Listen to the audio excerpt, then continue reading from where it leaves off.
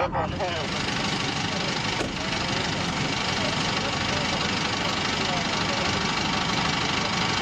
edebileceğim formları ve sahne üzerinden şüphelileri yakalamaya yönelik yapacağımız eş zamanlı operasyonumuz için Emniyet Bahçesi'nden bu saat itibariyle güçlerimiz olmuştur arz ederim efendim. Nerede?